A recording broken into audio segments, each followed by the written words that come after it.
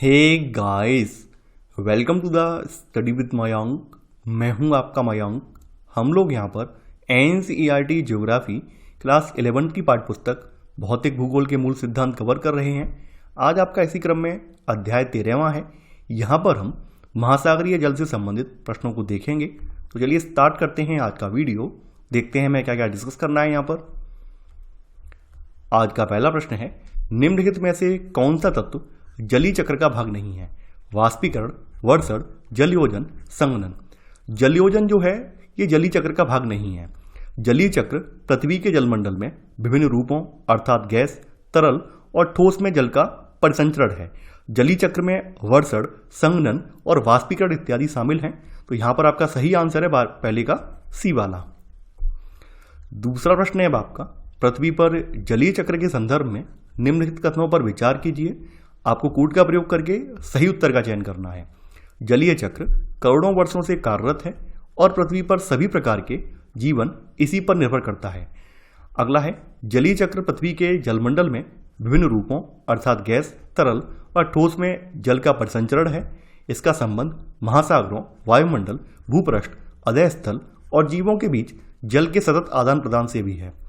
जलीय चक्र पृथ्वी पर, इसके नीचे और पृथ्वी के ऊपर वायुमंडल में जल के संचलन की व्याख्या करता है।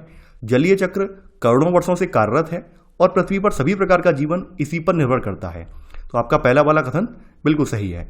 वायु के बाद जल पृथ्वी पर जीवन के अस्तित्व के लिए सबसे आवश्यक तत्व है और जलीय चक्र पृथ्वी के जलमंडल में विभिन्न रूपों अर्थात गैस, तरल और ठोस में जल का परिसंचरण है। तो आपका सेकंड वाला कथन भी सही है। इसका संबंध महासागरों, वायुमंडल, भूपृष्ठ, अधः स्थल और जीवों के बीच जल के सतत आदान प्रदान से भी है। तो आपका तीसरा वाला कथन भी सही है। यहाँ पर आपका 1, 2 और 3 तीनों ही कथन सही हैं। तो आपका सही आंसर है दूसरे का भी 1, 2 और 3। तीसरा प्रश्न है आपका, जल चक्र के घटक एवं उसकी प्रक्रियाओं के संदर्भ में नीचे दिए गए युग्मों में से कौन सा सही सुमेलित नहीं है, ये आपको बताना है। ये जल चक्र के घटक हैं और उनकी प्रक्रियाएं हैं। महासागरों में संग्रहित जल, संघनन और वर्षण, वायुमंडल में जल, वाष्पीकरण, वाष्पोत्सर्जन, ऊर्ध्वपातन, धरातलीय जल, जलधारा के रूप में ताजा जल संग्रहण व जल रिसाव। देखिए, महासागरों में जो जल संग्रहित होता है तो उस पर वाष्पीकरण, वाष्पोत्सर्जन और वहां पर ऊर्ध्वपातन की प्रक्रियाएं होती हैं। वहीं वायुमंडल में जो जल होता है तो वायुमंडल में जल पर संघनन और वर्षण जैसी प्रक्रियाएं होती हैं। तो यहां पर आपका पहला और दूसरा युग्म जो है ये गलत है।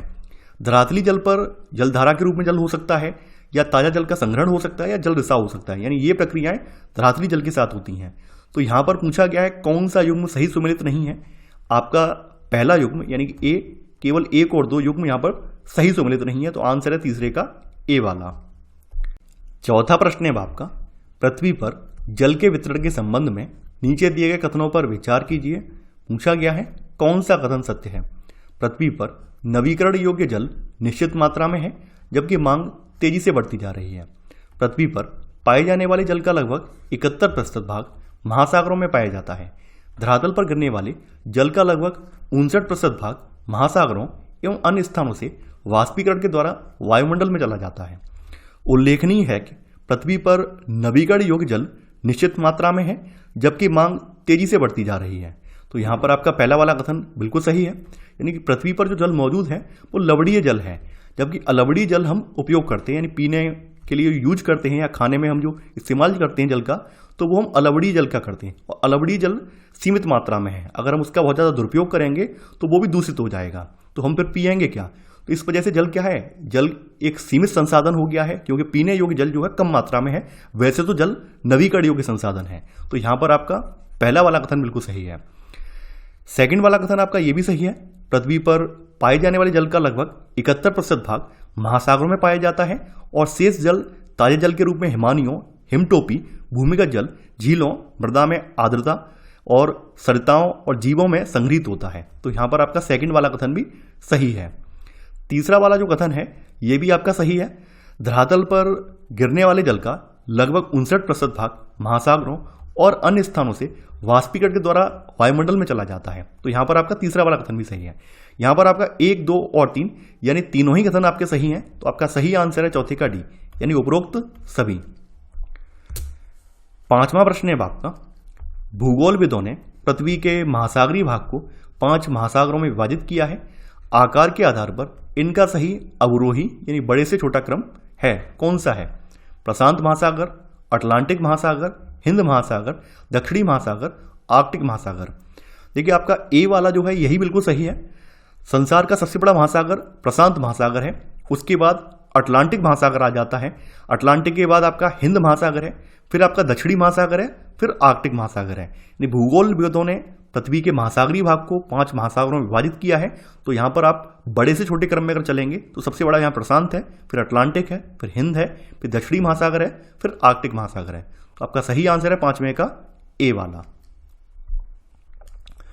6वां प्रश्न है आपका, महासागरीय अधिस्थल के भागों के अंतर्गत निम्न में से कौन सा या कौन से शामिल हैं, यह आपको बताना है। महाद्वीपीय शेल्फ, महाद्वीपीय ढाल, गहरे समुद्री मैदान, महासागरीय गभीर। देखिए बात करें हम महासागरीय अधिस्थल की, तो महासागरीय अधिस्थल को 4 प्रमुख भागों में बांटा गया है।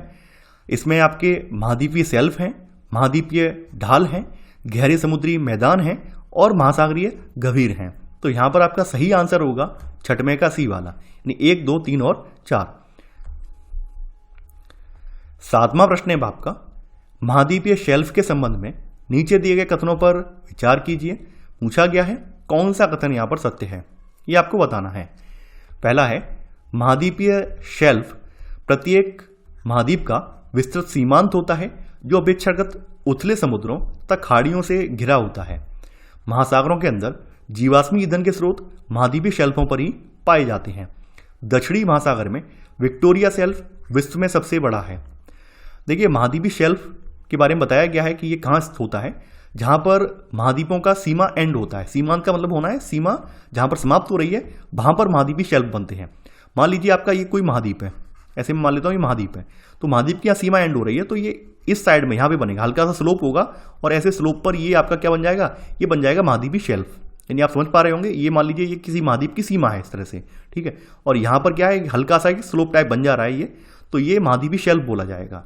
तो महाद्वीपीय शेल्फ जो होते हैं ये प्रत्येक महाद्वीप का विस्तृत सीमांत होता है और ये अपेक्षाकृत उथले समुद्रों और खाड़ियों से घिरा होता है और ये महासागर का सबसे उथला भाग होता है। इसकी औसत प्रवणता जो है 1 डिग्री या उससे भी कम होती है। तो यहां पर आपका पहला वाला कथन बिल्कुल सही है। जो महाद्वीपीय शेल्फ होते हैं इनकी चौड़ाई एक महाद्वीप से यानी एक महासागर से दूसरे महासागर में भिन्न होती है, एक जैसी नहीं होती है। महाद्वीपीय शेल्फों की मोटाई भी अलग अलग होती है और ये जो होते हैं इनका निर्माण जो होता है अवसादों के निक्षेपण से होता है। तो महाद्वीपीय शेल्फों पर लंबे समय तक प्राप्त स्थूल तलछटी जो है यानी ये अवसाद जो है जीवाश्मी ईंधनों के स्रोत हो जाते हैं।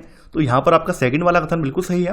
महासागरों के अंदर जीवाश्मी ईंधन के स्रोत महाद्वीपीय शेल्फों पर ही पाए जाते हैं। तो यहां पर आपका सेकंड वाला कथन बिल्कुल सही है। तीसरा वाला कथन आपका गलत है। संसार का सबसे बड़ा महाद्वीपीय शेल्फ जो है ये साइबेरियन शेल्फ है, ना कि विक्टोरियन शेल्फ। यानी ये साइबेरियन शेल्फ है, ना कि विक्टोरियन शेल्फ। और ये आर्कटिक महासागर में पड़ता है और ये विश्व का सबसे बड़ा शेल्फ है। इसकी चौड़ाई 1500 किलोमीटर है। तो यहां पर आपका तीसरा वाला कथन गलत हो जाएगा। केवल 1 और 2 कथन सही है। तो आपका सही आंसर होगा 7वें का भी, केवल 1 और 2।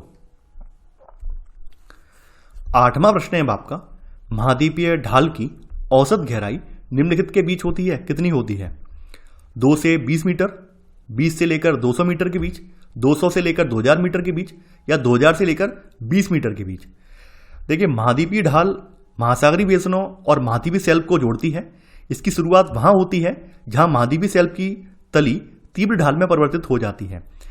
ढाल यानी ढाल का जो प्रदेश है इसकी गहराई 200 मीटर से लेकर 3000 मीटर के बीच होती है। तो हमारे पास 200 से लेकर 3000 के बीच वाली रेंज 200 से लेकर 2000 मीटर वाली है। तो आपका सही आंसर है 8वें का सी वाला। 9वां प्रश्न है आपका, महाद्वीपीय ढाल के संदर्भ में निम्नलिखित कथनों पर विचार कीजिए। पूछा गया है कौन सा कथन यहां पर असत्य है, यानी यहां पर गलत कौन सा है ये आपको बताना है। पहला है, महाद्वीपीय ढाल महासागरीय बेसिनों और महाद्वीपीय शेल्फ को जोड़ती है। ढाल का किनारा महाद्वीपों की समाप्ति की इसको इंगित करता है। इसी प्रदेश में कैनियन यानी गंभीर गड्ढ और खाइयां दिखाई देती हैं। तो अभी जैसा कि मैंने बताया था, महाद्वीपीय ढाल महासागरीय बेसिनों और महाद्वीपीय शेल्फ को जोड़ती है। इसकी शुरुआत वहां होती है जहां महाद्वीपीय शेल्फ की तली तीव्र ढाल में परिवर्तित हो जाती है। तो यहाँ पर आपका पहला वाला कथन बिल्कुल सही है और दूसरा वाला भी सही है। यहाँ पर जो महाद्वीपीय ढाल है इसका किनारा महाद्वीपों की समाप्ति को इंगित करता है। तो यहाँ पर आपका सेकंड वाला भी सही है। ढाल वाले प्रदेश की जो गहराई है वो 200 से लेकर 3000 मीटर के बीच में होती है। ये भी मैंने आपको बात बताई है, 200 से लेकर 3000 मीटर के बीच में होती है। और इसी प्रदेश में आपको कैनियन यानी गंभीर खड्ड और खाइयां हैं ये दिखाई देती हैं। तो यहाँ पर आपका तीसरा वाला भी सही है। अब चूंकि यहाँ पे पूछा गया है कौन सा कथन आपका असत्य है, इनमें से कोई भी कथन आपका असत्य नहीं है, तो आंसर होगा 9वें का डी, यानी इनमें से कोई कथन असत्य नहीं है। 10वां प्रश्न है आपका, ये महासागरों के सबसे गहरे भाग होते हैं, ये महाद्वीपीय ढाल के आधार तथा द्वीपीय चापों के पास स्थित होते हैं एवं सक्रिय ज्वालामुखी तथा प्रबल भूकंप वाले क्षेत्रों से संबंधित होते हैं। उपर्युक्त गद्यांश में निम्नलिखित में से किसका वर्णन किया गया है? मध्य महासागरीय कटक, महासागरीय गर्त, प्रवाल द्वीप, गंभीर सागरीय मैदान। देखिए यहाँ पर जो बात हो रही है वो हो रही है मध्य महासागरीय, जो महासागरीय गर्त हैं इनकी बात हो रही है। और ये जो होते हैं ये महासागरों के सबसे गहरे भाग होते हैं। ये गर्त अपेक्षाकृत खड़े किनारों वाले संकीर्ण बेसिन होते हैं। अपने चारों ओर की महासागरीय तली की अपेक्षा ये 3 से लेकर 5 किलोमीटर तक गहरे होते हैं। तो यहाँ पर आपका सही आंसर है 10वें का बी वाला। 11वां प्रश्न है आपका, निम्नलिखित युग्मों में से कौन सा सही सुमेलित है? महासागरीय बेसिनों के मंद ढाल वाले क्षेत्र, गंभीर सागरीय मैदान, महाद्वीपीय ढाल के आधार तथा द्वीपीय चापों के पास स्थित क्षेत्र, निमग्न द्वीप, समुद्री तल से ऊपर की ओर उड़ता हुआ नुकीले शिखरों वाला पर्वत, मध्य महासागरीय कटक। देखिए आपका पहला वाला युग्म बिल्कुल सही है। गंभीर सागरीय मैदान महासागरीय बेसिनों के मंद ढाल वाले क्षेत्र होते हैं और ये विश्व के सबसे चिकने और सबसे सपाट भाग हैं। इनकी गहराई 3000 से लेकर 6000 मीटर के बीच होती है। ये मैदान महीन कणों वाले अवसादों जैसे मृत्तिका और गाद से ढके होते हैं। तो आपका पहला वाला युग्म बिल्कुल सही है। सेकंड वाला जो है युग्म ये गलत है। महाद्वीपीय ढाल के आधार द्वीपीय चापों के पास स्थित क्षेत्र को ये निमग्न द्वीप नहीं है बल्कि महासागरीय गर्त हैं। तो यहाँ पर आपका सेकंड वाला युग्म गलत हो जाएगा।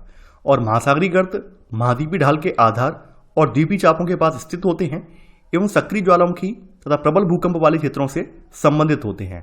तो यहाँ पर आपका सेकंड वाला कथन गलत हो जाएगा। यहाँ पर आपका तीसरा वाला युग्म है ये भी गलत है।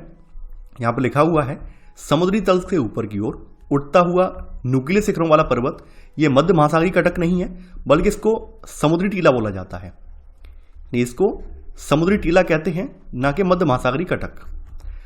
और समुद्री टीला नुकीले शिखरों वाला एक पर्वत है जो समुद्री तली से ऊपर की ओर उठता है किंतु महासागरों की सतह तक ये नहीं पहुंच पाता है। समुद्री टीले ज्वालामुखी के द्वारा उत्पन्न होते हैं और ये 3000 से लेकर 4500 मीटर ऊंचे हो सकते हैं। एम्पेरर समुद्री टीला जो कि प्रशांत महासागर में हवाई द्वीप समूह का विस्तार है, इसका सबसे एक अच्छा उदाहरण है। तो यहाँ पर आपका तीसरा वाला युग्म गलत है। तो यहाँ पर आपका केवल पहला वाला सही है। तो आपका सही आंसर है यहाँ पर 11 का ए, केवल एक। 12वां प्रश्न है आपका, निम्नलिखित में से कौन सी लघु उच्चावच आकृति महासागरों में नहीं पाई जाती है? समुद्री टीला, महासागरीय गंभीर, प्रवाल द्वीप, निमग्न द्वीप। देखिए यहाँ पर यह प्रश्न आपकी अभ्यास प्रश्नावली से है। महासागरीय गंभीर जो है ये लघु उच्चावच आकृति ये महासागरों में नहीं पाई जाती है। तो यहां पर आपका सही आंसर है 12 का बी वाला। 13वां प्रश्न है आपका, निम्नलिखित युग्मों में से कौन सा सही सुमेलित है? आपको बताना है। पहला है यह पर्वतों की 2 श्रृंखलाओं से बना होता है जो एक विशाल अवनमन द्वारा अलग किए गए होते हैं। मध्य महासागरीय कटक, इन चपटे शिखर वाले जलमग्न पर्वतों के बनने की अवस्थाएं क्रमिक अवतलन के साक्ष्यों द्वारा प्रदर्शित होती हैं। निमग्न द्वीप, ये उष्णकटिबंधीय महासागरों में पाए जाने वाले प्रवाल भित्तियों से युक्त निम्न आकार के द्वीप हैं। प्रवाल द्वीप। देखिए आपका पहला वाला बिल्कुल सही है। मध्य महासागरीय कटक यानी एक जो मध्य महासागरीय कटक है ये 2 पर्वतों की श्रृंखलाओं से बना होता है और जो एक विशाल अवनमन द्वारा अलग किए गए होते हैं। इन पर्वत श्रृंखलाओं के शिखर की ऊंचाई जो होती है वो 2500 मीटर से अधिक हो सकती है। इसका सबसे अच्छा उदाहरण आइसलैंड है जो मध्य अटलांटिक कटक का एक भाग है। तो यहाँ पर आपका पहला वाला युग्म सही है। यहाँ पर आपका सेकंड वाला युग्म भी बिल्कुल सही है। निमग्न द्वीप के बारे में, निमग्न द्वीप चपटे शिखर वाले समुद्री टीले होते हैं और इन चपटे शिखर वाले जलमग्न पर्वतों के बनने की अवस्थाएं क्रमिक अवतलन के साक्ष्यों के द्वारा प्रदर्शित होती हैं। तो यहाँ पर आपका सेकंड वाला भी सही है। प्रवाल द्वीपों के बारे में आप जानते होंगे, कोरल रीफ्स के बारे में। ये जो होते हैं ये उष्णकटिबंधीय महासागरों में पाए जाने वाले प्रवाल भित्तियों से युक्त निम्न आकार के द्वीप हैं जो कि गहरे अवनमन को चारों ओर से घेरे हुए होते हैं। तो यहाँ पर आपका तीसरा वाला भी सही है। यहाँ पर आपका 1, 2 और 3 तीनों ही सही हैं। तो आपका सही आंसर है 13 का डी, 1, 2 और 3। 14वां प्रश्न है आपका, निम्नलिखित में से कौन से कारक महासागरीय जल के तापमान वितरण को प्रभावित करते हैं? अक्षांश, स्थल एवं जल का असमान वितरण, ज्वार एवं भाटा, महासागरीय धाराएं। देखिए, अक्षांश जो होते हैं तो अक्षांशों की वजह से ध्रुवों की ओर प्रवेशी सौर विकिरण की मात्रा घटने के कारण महासागरों की सतह की जल का जो तापमान है ये विषुवत से ध्रुवों की ओर घटता चला जाता है। तो यहाँ पर आपका अक्षांश भी एक कारक है। इसके अलावा स्थल और जल का असमान वितरण, उत्तरी गोलार्ध में महासागर जो है वो दक्षिणी गोलार्ध के महासागरों की अपेक्षा स्थल के बहुत बड़े भाग से जुड़े हुए हैं और इसकी वजह से उत्तरी गोलार्ध के जो महासागर हैं वो अधिक मात्रा में ऊष्मा भी प्राप्त करते हैं। तो यहाँ पर आपका सेकंड वाला भी सही है। ज्वार भाटा की क्रियाएं इसमें नहीं आती हैं। जल के तापमान को लेकर ज्वार भाटा की क्रियाएं इसमें शामिल नहीं है। यहाँ पर सनातनी पवनें हैं। सनातनी पवनें स्थल से महासागरों की तरफ बहने वाली पवनें हैं और ये पवनें जो हैं ये पवनें सतही गर्म जल की को तट से दूर धकेल देती हैं और इसकी वजह से नीचे का ठंडा जल जो होता है वो ऊपर की ओर आ जाता है। परिणाम स्वरूप तापमान में जो है देशांतरी परिवर्तन हो जाता है। तो सनातनी पवनें जो होती हैं ये भी महासागरीय जल के तापमान को चेंज करने वाली एक कारक में आ जाती हैं। तो यहाँ पर आपका तीसरा वाला ज्वार और भाटा नहीं है बल्कि यहाँ पर सनातनी पवनें होती हैं। इसके अलावा महासागरीय धाराएं, महासागरीय धाराएं जो होती हैं ये ठंडे क्षेत्रों में तापमान को बढ़ा देती हैं, जबकि ठंडी धाराएं जो होती हैं वो गर्म महासागरीय क्षेत्रों में तापमान को घटा देती हैं। तो जो धाराएं हैं ये भी महासागरीय जल के तापमान में परिवर्तन लाने वाले कारक के रूप में जानी जाती हैं।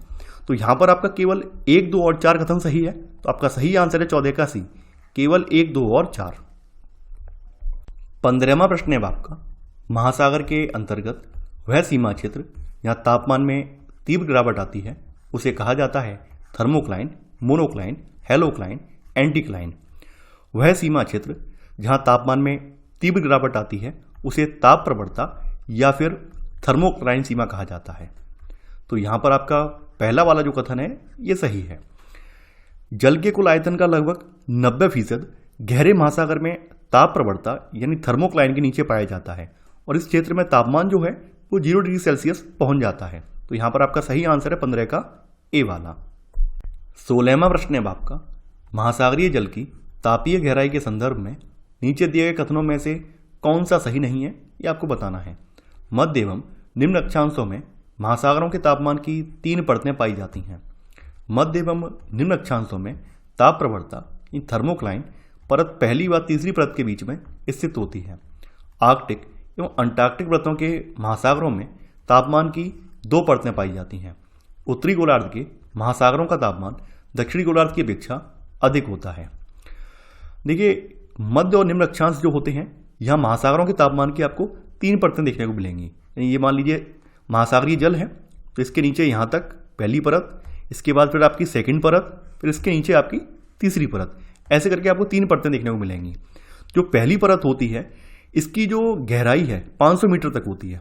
यहाँ से लेकर यहाँ तक जो इसकी गहराई है 500 मीटर तक होती है और यहाँ पर आपको जो टेम्परेचर है, टेम्परेचर 20 से लेकर 25 डिग्री सेल्सियस आपको टेम्परेचर देखने को मिलता है। और जो पहली परत है, पहली परत के बाद वाली जो परत होती है वो ताप प्रवणता परत या थर्मोक्लाइन परत बोली जाती है। यानी दूसरी परत जिसे ताप प्रवणता परत कहा जाता है ये पहली परत के नीचे स्थित होती है और इसमें गहराई के बढ़ने के साथ तापमान में तीव्र गिरावट आती है। और थर्मोक्लाइन की जो मोटाई है ये 500 मीटर से लेकर कितनी 1000 मीटर के बीच में होती है। इसके बाद आप ये देखेंगे, यानी ये तो यहाँ पर आपका पहला वाला जो ए है ये बिल्कुल सही है, सेकंड वाला बी वाला ये भी सही है। यानी मध्य और निम्न अक्षांशों में ताप प्रवणता परत पहली और तीसरी परत के बीच में स्थित होती है, यानी ये वाला भी सही है। तीसरी परत बहुत अधिक ठंडी होती है और ये गंभीर महासागरीय तली तक विस्तृत होती है। तो यहाँ पर आपका बी वाला भी सही है। यहाँ पर बताया गया कि आर्कटिक और अंटार्कटिक परतों में महासागरों में तापमान की 2 परतें पाई जाती हैं, जो कि गलत है। आर्कटिक और अंटार्कटिक परतों में सतही जल का जो तापमान है यानी सरफेस का जो जल होता है इसका जो टेम्परेचर होता है वो 0 डिग्री सेल्सियस होता है और इसलिए गहराई के साथ तापमान में बहुत कम परिवर्तन होता है। और यहाँ ठंडे पानी की केवल एक ही परत पाई जाती है जो कि सतह से लेकर गंभीर महासागरीय तल तक एक ही होती है। तो यहाँ पर आपका सी वाला कथन गलत हो जाए, क्योंकि यहाँ पे दो परतें बताई हैं। ये जो ठंडे वाले प्रदेश हैं जिसमें आर्कटिक और अंटार्कटिक परतों के महासागर आते हैं, तो यहाँ पर टेम्परेचर की अलग परतें नहीं पाई जाती हैं जैसा कि मध्य और निम्न में पाई जाती हैं। यहाँ पर केवल एक ही परत होती है, क्योंकि यहाँ पर सरफेस से लेकर अंदर तक का, गहराई तक का तापमान एक ही रहता है। तो यहाँ पर आपका सी वाला जो कथन है ये गलत हो जाएगा। डी वाला कथन आपका सही है। उत्तरी गोलार्ध के महासागरों का तापमान दक्षिणी गोलार्ध की अपेक्षा अधिक होता है। उसका रीजन ये है क्योंकि उत्तरी गोलार्ध में महासागरों के साथ साथ महाद्वीप भी ज़्यादा हैं, तो इसी वजह से वहाँ के महासागर ज़्यादा ऊष्मा प्राप्त करते हैं। तो यहाँ पर आपका सही आंसर है 16 का सी वाला। 17वां प्रश्न है आपका, नीचे दिए गए कथनों पर विचार कीजिए। पूछा गया है कौन सा कथन असत्य है। पहला है विषुववृत्त पर महासागरों की सतह के जल का औसत तापमान लगभग 27 डिग्री सेल्सियस होता है और यह ध्रुवों की ओर क्रमिक ढंग से कम होता जाता है। सूर्य की ऊष्मा महासागरों के निचले भागों में चालन की प्रक्रिया से पारिषित होती है। देखिए पहला वाला कथन आपका बिल्कुल सही है। महासागरों की सतह के जल का औसत तापमान लगभग 27 डिग्री सेल्सियस होता है और यह विषुववृत्त से ध्रुवों की ओर क्रमिक ढंग से कम होता जाता है। जैसे जैसे आप विषुववृत्त से, यानी ये आपका 0 डिग्री अक्षांश है, इससे या तो ऊपर की तरफ या फिर नीचे की तरफ जैसे जैसे जाएंगे तो हर अक्षांश पर, यानी जैसे आप 1 डिग्री अक्षांश पर पहुंचे तो आप यहाँ पर देखेंगे यहाँ पर टेम्परेचर में 0.5 डिग्री सेल्सियस की गिरावट आ जाएगी। जैसे जैसे आप ऊपर बढ़ते जाएंगे 0.5 डिग्री सेल्सियस की गिरावट हर अक्षांश पर आपको देखने को मिलेगी, उत्तरी गोलार्ध में भी और दक्षिणी गोलार्ध में भी। बी वाला कथन आपका जो है गलत है। देखिए यहाँ पर चालन की जो प्रक्रिया होती है, चालन की प्रक्रिया से जो ऊष्मा का स्थानांतरण होता है वो ठोस पदार्थों में होता है। तो यहाँ पर जल में जो स्थानांतरण होगा ऊष्मा का वो संवहन से होगा, ना कि चालन से। अगर आपने साइंस पढ़ी है तो आप समझ पाएंगे ये। यानी कि यहाँ पर जो ऊष्मा का स्थानांतरण हो रहा है वो चालन प्रक्रिया से नहीं हो रहा है बल्कि संवहन के द्वारा हो रहा है। तो सूर्य की ऊष्मा महासागरों के निचले भागों में संवहन की प्रक्रिया से पारिषित होती है। तो यहाँ पर आपसे पूछा गया है कौन सा कथन आपका असत्य है। केवल सेकंड वाला कथन असत्य है, तो आंसर है 17 का बी, केवल 2। 18वां प्रश्न है आपका, लवणता को प्रति समुद्री जल में घुले हुए नमक ग्राम की मात्रा में व्यक्त किया जाता है। 10 ग्राम, 100 ग्राम, 1000 ग्राम या 10,000 ग्राम। लवणता वह शब्द है जिसका उपयोग समुद्री जल में घुले हुए नमक की मात्रा को निर्धारित करने में किया जाता है और इसका परिकलन 1000 ग्राम यानी 1 किलोग्राम समुद्री जल में घुले हुए नमक की मात्रा के द्वारा किया जाता है। तो यहां पर आपका सही आंसर है 18 का सी वाला, और इसे प्राय प्रति 1000 भाग या पीपीटी के रूप में भी डिनोट किया जाता है। तो यहां पर आपका सही आंसर है 18 का सी। 19वां प्रश्न है आपका, खारे जल को सीमांकित करने का उच्च सीमा माना गया है 30%, 15%, 22.5% या 24.7%। 24.7% की लवणता को खारे जल को सीमांकित करने का उच्च सीमा माना गया है। तो यहां पर आपका सही आंसर है 19 का डी वाला। 20वां प्रश्न है आपका, महासागरीय जल की लवणता में सर्वाधिक मात्रा में पाया जाता है सोडियम, क्लोरीन, सल्फेट, मैग्नीशियम। देखिए यहां पर तत्व की बात हो रही है, यहां पर लवण की बात नहीं हो रही, तत्व की बात हो रही है। और तत्व को उठाकर आप देखेंगे तो महासागरीय जल में सोडियम से ज्यादा क्लोरीन पाई जाती है, ठीक है। और लवण की बात करेंगे तो लवण में आपका NaCl यानी जिसको आप साधारणतः नमक कहते हैं उसकी मात्रा ज्यादा पाई जाती है। सोडियम क्लोराइड लवण की मात्रा ज्यादा पाई जाती है। और आप केवल तत्व को देखेंगे, तत्व में यहां पर आपको क्लोरीन की मात्रा ज्यादा देखने को मिलेगी। तो यहां पर आपका सही आंसर है 20 में का बी वाला। 21वां प्रश्न है आपका, निम्नलिखित में से कौन से कारक महासागरीय जल की लवणता को प्रभावित करते हैं, यह आपसे पूछा गया है। वाष्पीकरण एवं वर्षण, नदियां, प्रवाल भित्तियां, महासागरीय धाराएं। देखिए महासागरों की सतह के जल की लवणता मुख्यतः वाष्पीकरण और वर्षण पर निर्भर करती है। तो आपका पहला वाला सही है। इसके अलावा तटीय क्षेत्रों में सतह के जल की लवणता नदियों के द्वारा लाए गए ताजे जल के द्वारा या फिर ध्रुवीय क्षेत्रों में बर्फ के जमने और पिघलने की क्रिया के द्वारा ये प्रभावित होती है। तो यहाँ पर नदियां भी एक कारक हैं इसको प्रभावित करने के लिए। प्रवाल भित्तियां इसके लिए कारक नहीं है, यानी प्रवाल भित्तियां लवणता को प्रभावित करने के लिए कारक नहीं है, बल्कि पवन जो होती है, यानी पवन जो होती है तो पवन एक कारक मानी गई है। पवन भी जल को एक क्षेत्र से दूसरे क्षेत्र में स्थानांतरित करके लवणता को प्रभावित करती है। इसके अलावा जो महासागरीय धाराएं हैं ये भी लवणता में भिन्नता उत्पन्न करने में सहयोग करती हैं। तो यहां पर आपका तीसरा वाला गलत है, 1, 2 और 4 सही है। तो आपका सही आंसर है 21 का सी, केवल 1, 2 और 4। 22वां प्रश्न है आपका, विश्व में सबसे अधिक लवणीय सागर या झील है? कैस्पियन सागर, वान झील, मृत सागर, ग्रेट साल्ट झील। विश्व में सबसे ज़्यादा लवणता वाला सागर या झील आपकी वान झील है और इसकी लवणता का जो प्रतिशत है वो 330% है और ये टर्की में पड़ती है।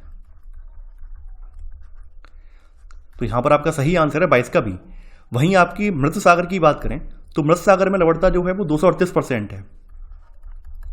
ग्रेट साल्ट लेक की बात करें तो यहां पर लवणता प्रतिशत आपका 220% है।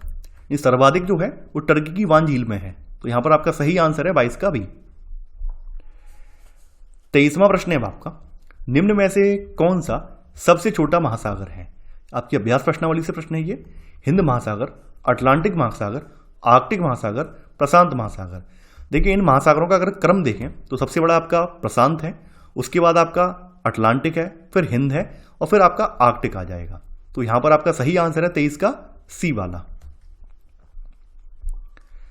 24वां प्रश्न है आपका, सागरीय जल में सर्वाधिक मात्रा में पाया जाने वाला लवण है। देखिए यहां पे तत्व नहीं पूछा गया है, यहां पे लवण पूछा गया है।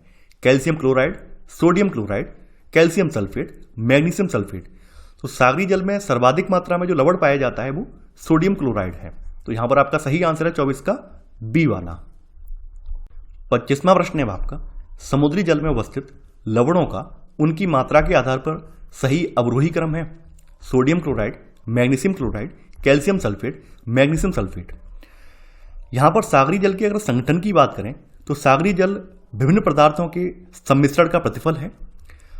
1000 ग्राम सागरीय जल में 77.8% सोडियम क्लोराइड होता है। इसके अलावा 10.9% इसमें मैग्नीशियम क्लोराइड होता है। इसके अलावा 4.7% इसमें मैग्नीशियम सल्फेट घुला होता है। कैल्शियम सल्फेट की मात्रा इसमें 3.6% होती है। तो यहां पर अगर आप इनका सही क्रम लगाएंगे तो सबसे ज्यादा किसकी मात्रा हुई? सोडियम क्लोराइड की, उसके बाद फिर मैग्नीशियम क्लोराइड की है, फिर मैग्नीशियम सल्फेट की है, फिर कैल्शियम सल्फेट की है। तो आपका सही आंसर है 25 का बी, 1, 2, 4 और 3।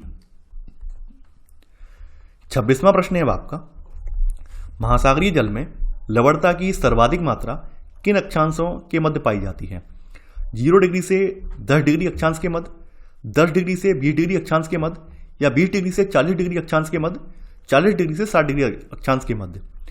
देखिए महासागरीय जल में लवणता की सर्वाधिक मात्रा जो है 20 डिग्री से 40 डिग्री अक्षांश के मध्य पाई जाती है। तो यहां पर आपका सही आंसर है 26 का सी वाला। 27वां प्रश्न है आपका, समुद्री जल की औसत लवणता है 20%, 25%, 30%, 35%। सामान्य खुले महासागर की जो लवणता जो होती है वो 33 से लेकर 37% के बीच में होती है। वहीं औसत रूप से अगर लवणता को अगर निकालें तो ये 35% है। तो यहां पर आपका सही आंसर है 27 का डी वाला। 28वां प्रश्न है आपका, सामान्यतः महासागरीय जल की लवणता गहराई में वृद्धि के साथ बढ़ता है, घटता है, समान रहता है या धीरे धीरे बढ़ता है? लवणता साधारणतः गहराई के साथ बढ़ती है और एक स्पष्ट क्षेत्र जिसको हेलोक्लाइन कहा जाता है इसमें यह तीव्रता से बढ़ता है। तो यहां पर आपका सही आंसर है 28 का ए वाला। 29वां प्रश्न है आपका, काला सागर में लवणता की मात्रा कम होने का कारण है, यानी काला सागर में लवणता की मात्रा कम क्यों है? जल का स्थिर तापमान, कम वाष्पीकरण, नदियों द्वारा स्वच्छ जल की आपूर्ति।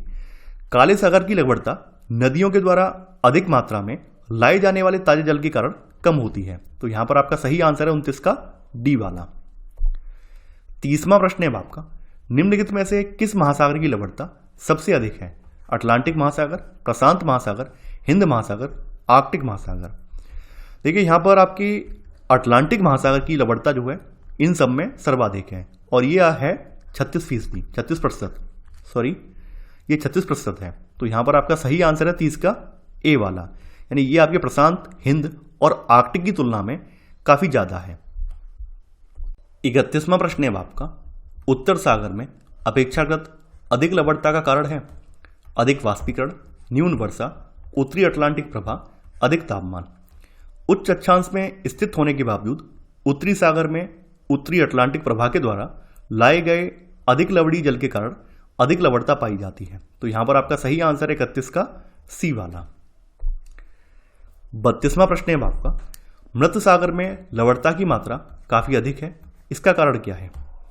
जल निकासी का अभाव, स्वच्छ जल की आपूर्ति का अभाव, तीव्र वाष्पीकरण या अधिक घनित्व। देखिए यहां पर पहली बात तो यह मृत सागर में जल निकासी का अभाव है।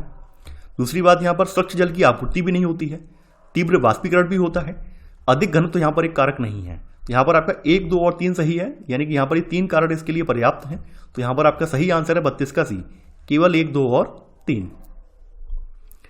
33वां प्रश्न है आपका, अरब सागर के पानी का औसत खारापन है, अरब सागर का जो पानी है इसका औसत खारापन कितना है? 25 पीपीटी, 35 पीपीटी, 45 पीपीटी या 55 पीपीटी। देखिए अरब सागर के पानी का औसत खारापन 35 पीपीटी है, तो यहां पर आपका सही आंसर है 33 का बी वाला। 34वां प्रश्न है आपका, बंगाल की खाड़ी की लवणता कम तथा अरब सागर की लवणता अधिक होती है, इसका प्रमुख कारण है बंगाल की खाड़ी में उष्णकटिबंधीय चक्रवात अधिक आते हैं जबकि अरब सागर में कम। बंगाल की खाड़ी विषुवत वृत्त के ज्यादा निकट है जबकि अरब सागर दूर है।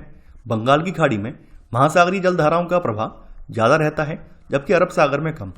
बंगाल की खाड़ी में नदियों द्वारा अधिक मात्रा में ताजे जल का प्रवाह होता है जबकि अरब सागर में ताजे जल की कम प्राप्ति होती है।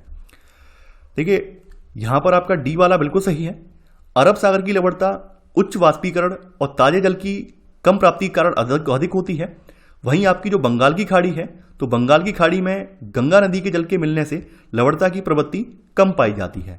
तो यहां पर आपका सही आंसर है 34 का डी वाला। 35वां प्रश्न है आपका, महासागरों में लवणता के क्षैतिज वितरण के संदर्भ में नीचे दिए गए कथनों में से कौन सा सही नहीं है, ये आपको बताना है। पहला है, सामान्य खुले महासागर की लवणता 33% से 37% के बीच होती है। चारों तरफ स्थल से घिरे लाल सागर में लवणता 41% तक होती है। गर्म तथा शुष्क क्षेत्रों में जहां वाष्पीकरण उच्च होता है वहां की लवणता 20% तक पहुंच जाती है। प्रशांत महासागर की लवणता में भिन्नता मुख्यतः इसके आकार एवं बहुत अधिक क्षेत्रीय विस्तार के कारण है। आपका पहला वाला बिल्कुल सही है। सामान्य खुले महासागर की लवणता 33% से 37% के बीच होती है। वहीं चारों तरफ से स्थल से घिरे लाल सागर की लवणता जो है वो 41% तक है। सी वाला जो कथन है ये कथन गलत है।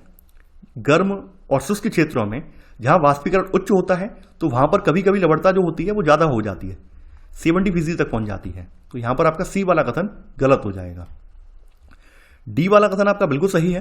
प्रशांत महासागर के लवणता में भिन्नता जो है वो मुख्यतः इसके आकार और बहुत अधिक क्षेत्रीय विस्तार की वजह से है। तो यहां पर आपका डी वाला भी सही है। यहां पर आपका गलत आंसर है 35 का सी वाला।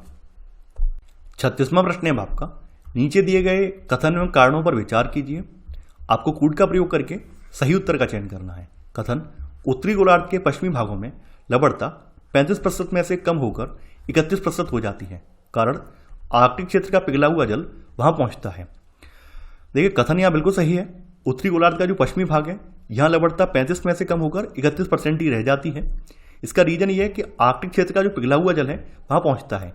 आपको ये पता होगा कि हमारा जो अलवड़ीय जल है जिसको मीठा पानी बोलते हैं उसकी सबसे ज्यादा मात्रा हिमनद हिमटोपियों में संरक्षित है, और जब ये पिघलते हैं तो यही मीठा पानी आपके खारे पानी के ऊपर पहुंच जाता है। इसकी वजह से क्षेत्र की लवणता जो है वो कम हो जाती है। तो यहां पर कथन और कारण दोनों ही सही हैं। आपका सही आंसर है 36 का ए आर दोनों सही हैं और आर ए का सही स्पष्टीकरण है। 37वां प्रश्न है आपका, महासागरों में लवणता के ऊर्ध्वाधर वितरण के संबंध में नीचे दिए गए कथनों पर विचार कीजिए। पूछा गया है कौन सा कथन असत्य है। गहराई में लवणता लगभग नियत होती है। कम लवणता वाला जल उच्च लवणता व घनत्व वाले जल के नीचे स्थित होता है। लवणता साधारणतः गहराई के साथ बढ़ती है तथा एक स्पष्ट क्षेत्र जिसे हेलोक्लाइन कहा जाता है इसमें यह तीव्रता से बढ़ती है। गहराई के साथ लवणता में परिवर्तन आता है, लेकिन इसमें परिवर्तन समुद्र की स्थिति पर निर्भर करता है। गहराई में लवणता लगभग नियत होती है क्योंकि वहां किसी प्रकार से पानी का ह्रास या नमक की मात्रा में वृद्धि नहीं होती। तो यहां पर आपका पहला वाला सही है। जो आपका उच्च लवणता वाला जल होता है, मान लीजिए ये जल उच्च लवणता वाला है, तो उच्च लवणता होने की वजह से जल भारी हो जाता है और भारी होने की वजह से जल नीचे की तरफ पहुंच जाता है। वहीं कम लवणता वाला जो जल है ये हल्का होता है और ये कम लवणता वाला जल उच्च लवणता वाले जल के ऊपर रह जाता है। तो यहाँ पर आपका सेकंड वाला गलत हो जाएगा, क्योंकि यहाँ लिखा हुआ है कम लवणता वाला जल उच्च लवणता वाला घनत्व वाले जल के नीचे स्थित होता है। नीचे नहीं होता है बल्कि ये इसके ऊपर होता है। जैसा कि आप देख पा रहे हैं ये इसके ऊपर है, ना कि नीचे। तो यहाँ पर सेकंड वाला गलत हो जाएगा।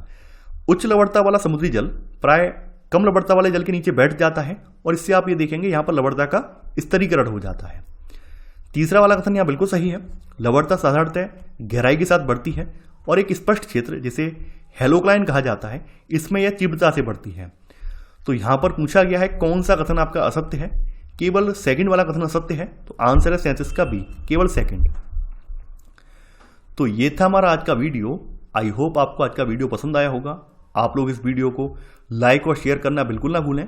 और देखिए, आप लोगों में से ही मुझे एक व्यक्ति का कमेंट मिला और कई बार मिला। उसकी शिकायत ये है कि सर आपने जो नोट्स बनवाए हैं उन नोट्स के अलावा यहाँ पे आप कंटेंट दे रहे हैं, ऐसा क्यों कर रहे हैं? आपने नोट्स में चीज़ें ये मेंशन नहीं करवाई हैं। देखिए, जो चीज़ें नोट्स में छूट गई हैं या फिर ऐसा भी होता है जो कंटेंट मुझे अच्छा लगता है, मान लीजिए स्टैंडर्ड बुक्स है और स्टैंडर्ड बुक्स में कंटेंट काफ़ी अच्छा है, एग्जाम में आया हुआ है, उसको आपके सामने रखने में कोई दिक्कत नहीं है, क्योंकि वो कंटेंट आपके चैप्टर से संबंधित है। और आपने अगर आपके नोट्स में नहीं लिखा हुआ है तो आपकी तो नॉलेज यहाँ पे बढ़ ही रही है भाई। अगर आप वीडियो देखेंगे तो वीडियो देखने से जो चीज़ें आपके नोट्स में नहीं थी वो भी आप जान जाएंगे, तो आपको तो दोहरा लाभ होगा। तो आप केवल ये ना सोचें कि सर केवल और केवल नोट्स से आप कंटेंट बना दें, ऐसा पॉसिबल नहीं है। अगर मैं केवल नोट्स से ही कंटेंट बनाऊंगा तो हो सकता है आपको जो आज के हिसाब से, आज का जो एग्जाम पैटर्न है उसके हिसाब से आप काफ़ी पीछे रह जाएं। तो जरूरी ये है कि आपके जो एनसीईआरटी बुक्स हैं उसके साथ साथ में स्टैंडर्ड बुक्स का कंटेंट भी आपके साथ या आपके सामने लेकर आऊँ, ताकि आपकी नॉलेज और ज़्यादा इन्हेंस हो सके। तो आई होप आपको मेरी बातें समझ में आ गई होंगी। तो चलिए, आज के लिए बस इतना ही। Thanks for watching. जय हिंद।